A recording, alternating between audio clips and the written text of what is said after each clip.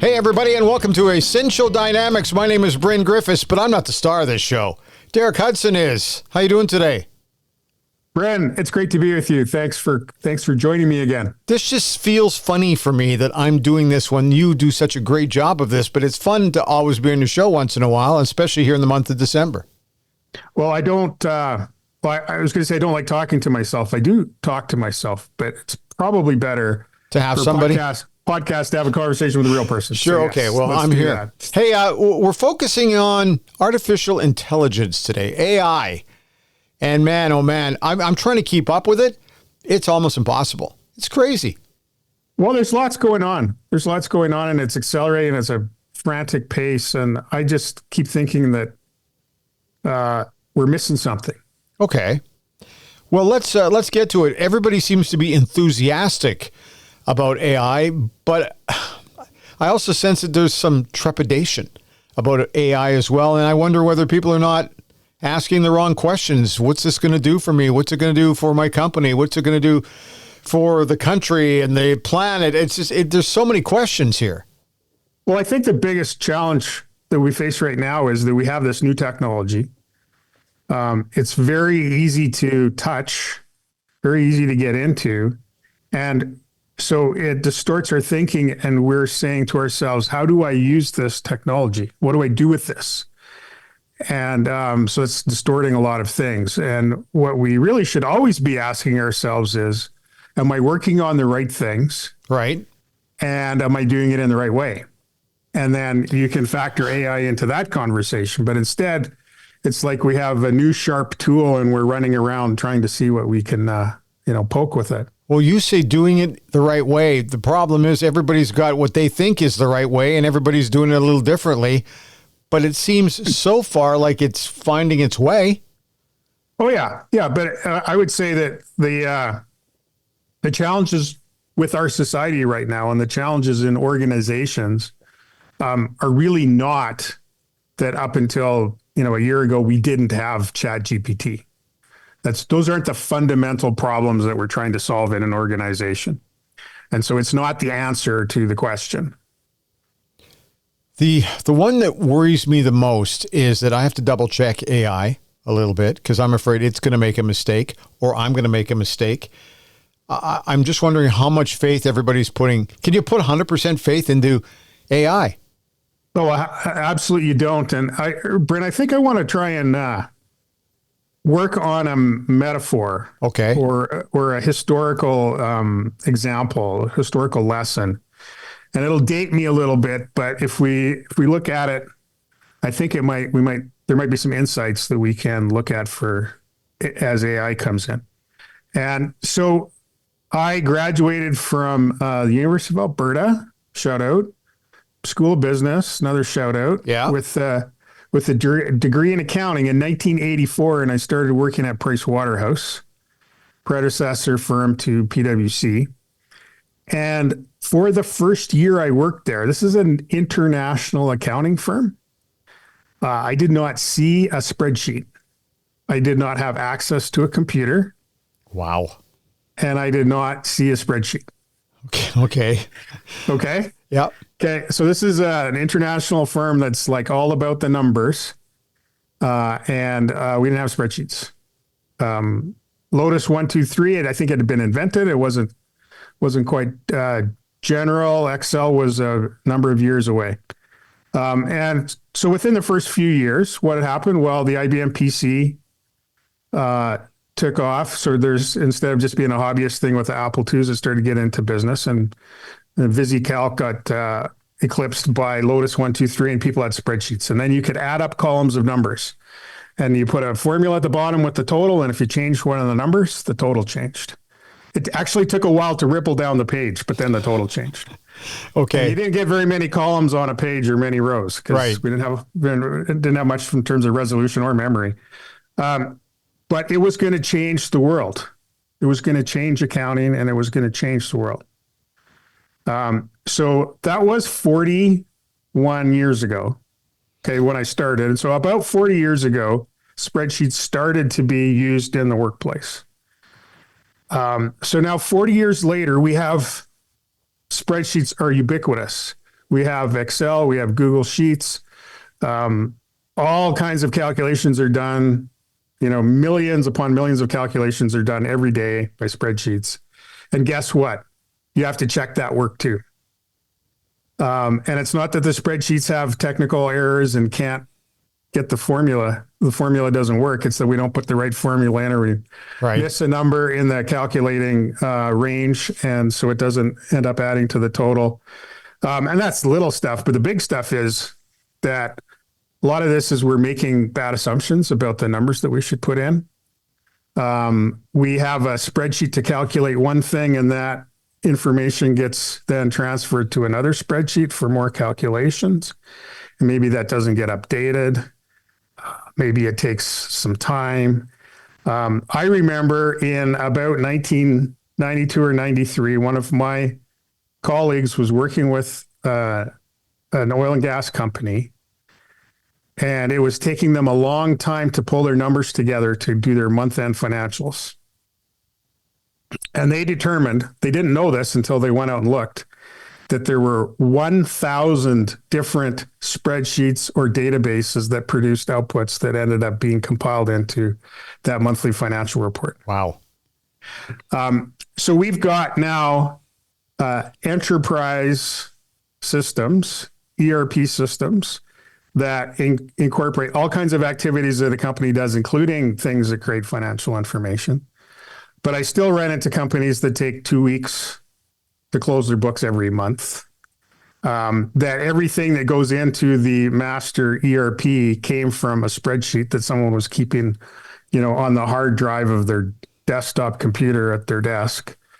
And spreadsheets have not created the integrated financial information flow that we hoped they would, because they're done locally. Any individual can crank up a new spreadsheet, change the numbers, save it, make a new version, mix it up, use the old version. That kind of stuff is just all over the place all the time. It's not going away because the spreadsheet doesn't solve the problem. And it solves one problem, which is it was really hard and painstaking to recalculate numbers if you changed one. Right.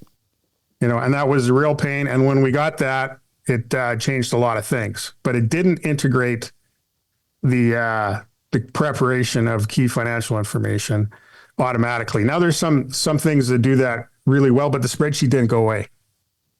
We still have the spreadsheets and we still use them. And then anyone can pull up and start a spreadsheet anytime on anything, and they might do a good job with it, and they might not, and it might be garbage. The one thing I guess that I could say about this whole journey is that when we started sharing PDFs and getting 2 monitors and big monitors, and when you couldn't walk down the hallway and give somebody something because you were in lockdown and having Zoom calls and stuff like that, that we got away from paper.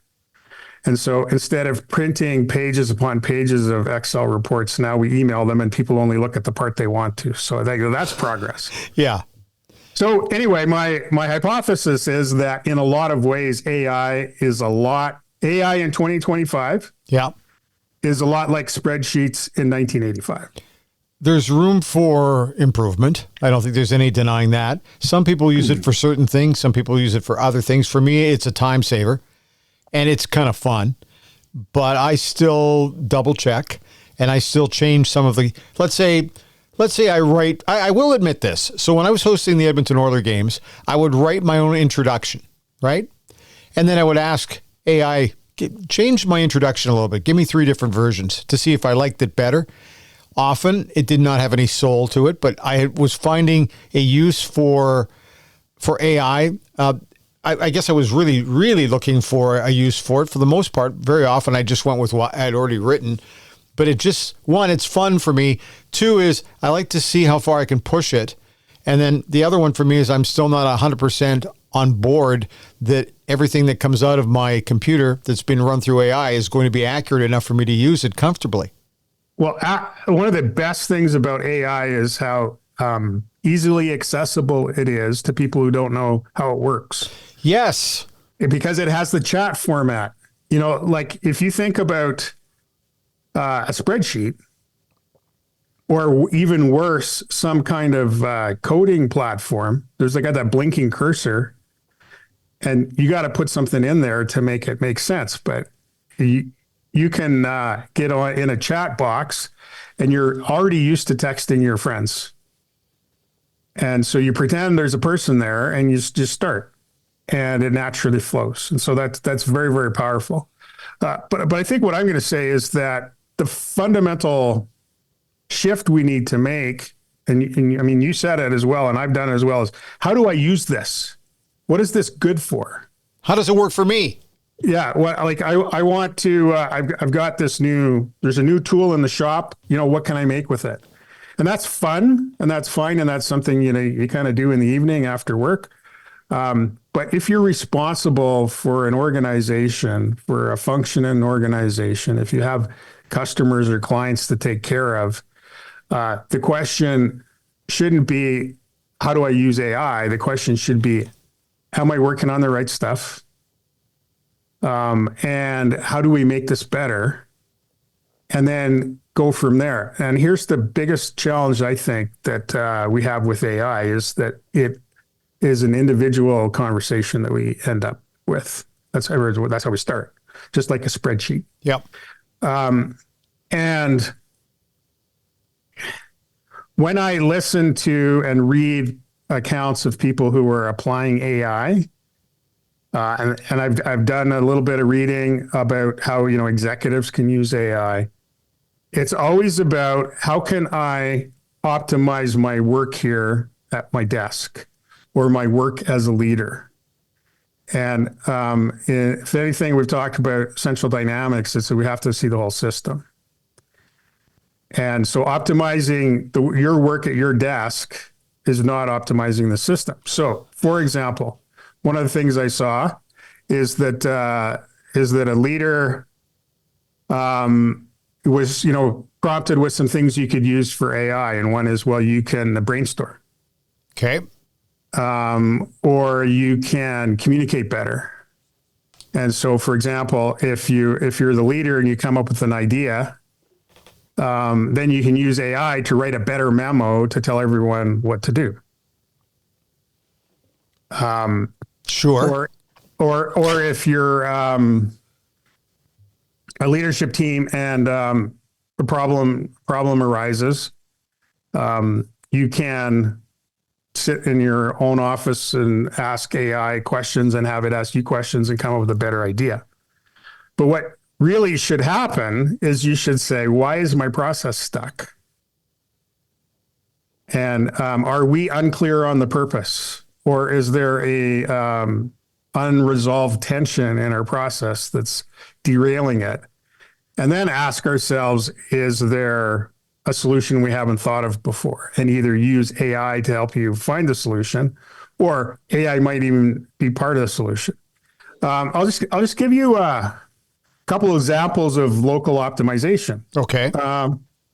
And this goes back, we've referred to the book, The Goal, before, by Dr. Goldratt. And the premise of the book, it's a novel, but the plant's going to get shut down if they don't pull their plant together, and they're late on all their shipments. And they say, but we bought a robot. Like, we automated this one part of our assembly line, so we're more efficient now. But the problem, of course, was that the other parts of the assembly line weren't as efficient as the robot. And so the robot's spewing out all of this, sub-assemblies that there's nowhere for them to go to create a finished product.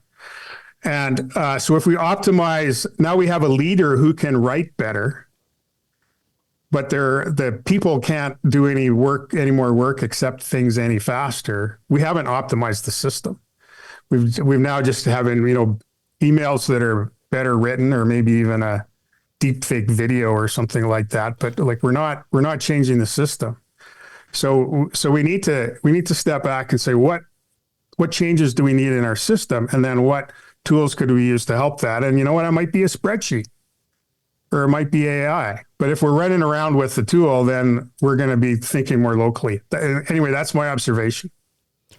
Wow.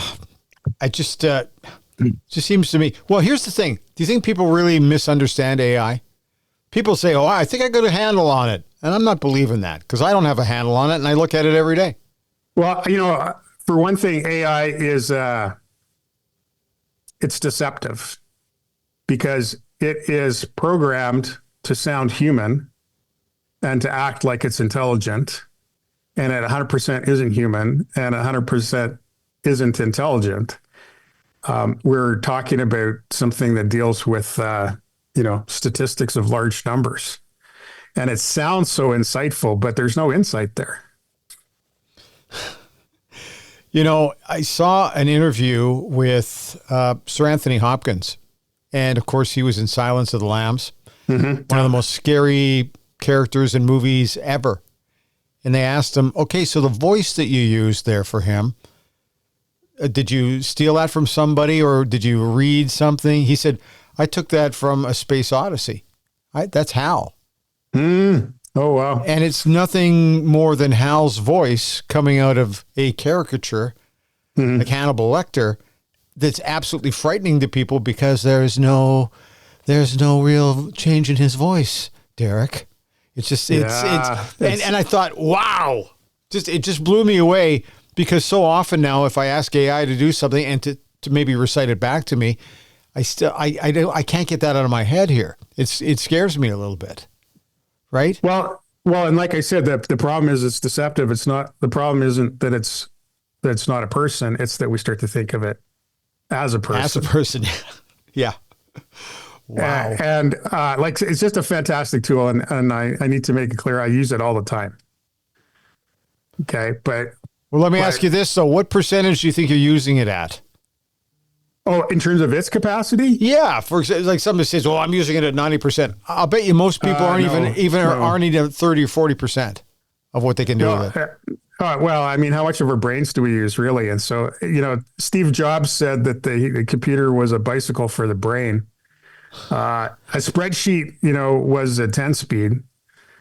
It's a force multiplier in terms of our thinking. And I've used spreadsheets to do what I think is amazing stuff. And I'm amazed because I couldn't have done it without a spreadsheet and, done big business deals and run, large companies based on a spreadsheet that I developed. And it's really powerful stuff. It's awesome stuff. Use some of my brain and some of the spreadsheet. And I see that, I hope I see that in AI. So, for us to use any measurable percentage of the capacity or the potential of AI, I don't think we're hitting the needle yet. But it's a great opportunity for us to use our own intelligence and a great risk to go the other direction. Yes. Right. Yep, totally get it. Early on, we had one of my colleagues was telling me that he had two boys that were in high school at the time, just a couple of years ago. And they would go into a ChatGPT session and say, this is the textbook I'm studying out of, and this is the chapter. What are the key definitions I need to know? And it would pick out all the key points. And then it would define them for the student. And then the student would say, well, now quiz me on them. Okay. Yeah. So there's that, which is, I didn't get enough in class. I'm weak in this area. So, grill me, make me work. Make me put stuff in sentences and tell me if I'm using it right. Help my focus. Yeah. There's that. And then there's the, hey, write my paper that I won't even read before I hand in. Yeah. Man. How many times have you heard this where somebody says, well, how is AI going to help my company or can I use it and make my business more effective? How many times have you heard that recently? Very many times? Lots? Yeah. All the time. And we're just trying to figure it out. And it's so amazing. So the point I'm trying to make here is that's not the right question. Sorry. The right question is always, what are you trying to do that's useful? Like, what's your purpose? Right. What's the purpose of the organization? What's the purpose of this project? What are we trying to accomplish? First thing, we lose that. It's so easy to lose sight of that.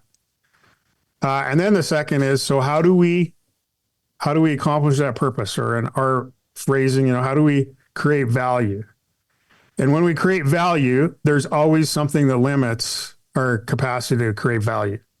Otherwise, we'd have all the stuff that we ever want, right here, right now. So there's always a limitation. So we need to understand what it is. And then based on understanding what the limitation is, we need to either protect that limitation or that constraint and make sure that it's got all the information or material it needs to, to move things through, that it's working on the right things, that it's got all the capacity that it can and all that stuff.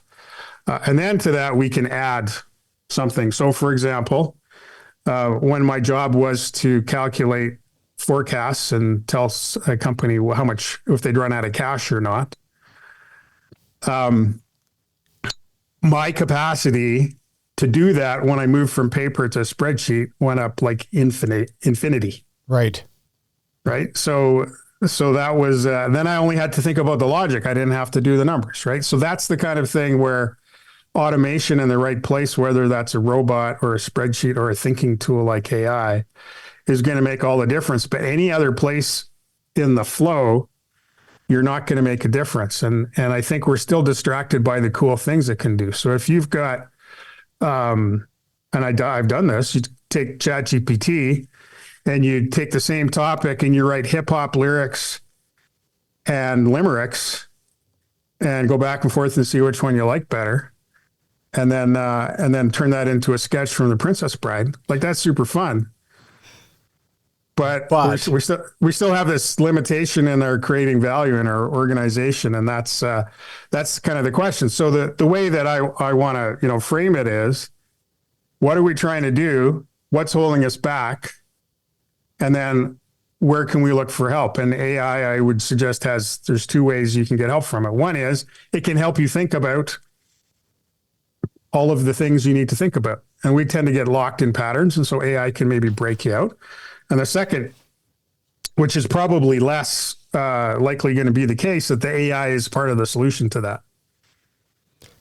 Well, on this particular episode, the big focus for us on this one is, what is everybody missing about AI?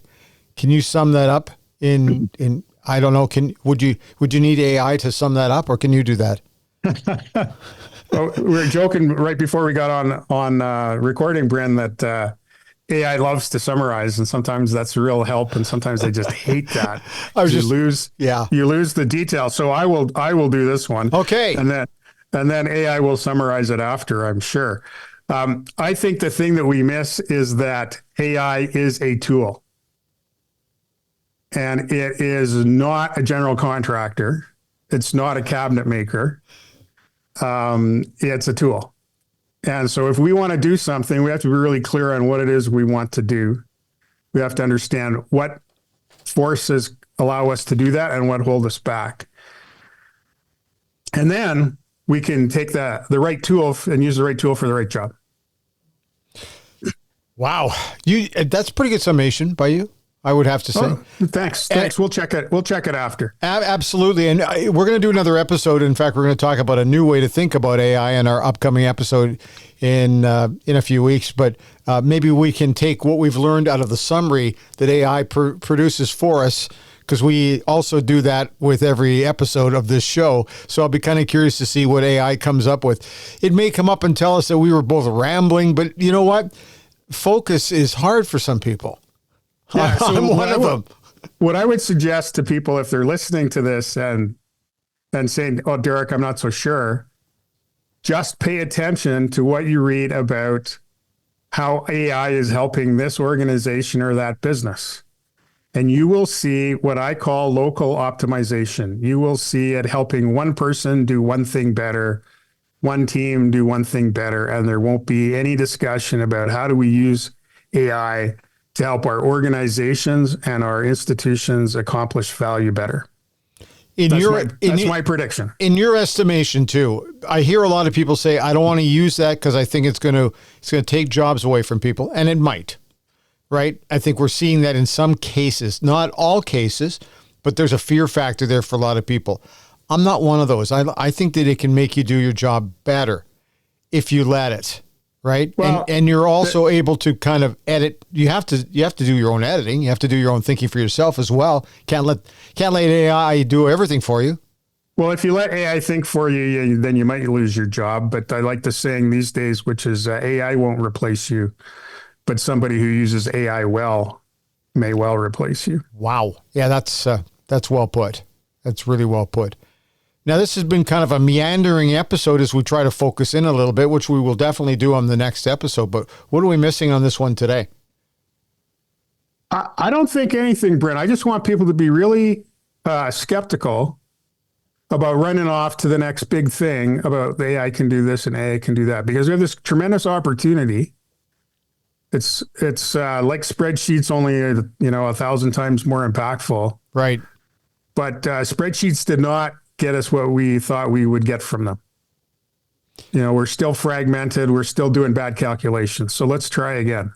We got another opportunity with AI. Are you a dip of the toe in the water before you jump in kind of guy, generally? No, I'm all in. You go in. Head first. Okay.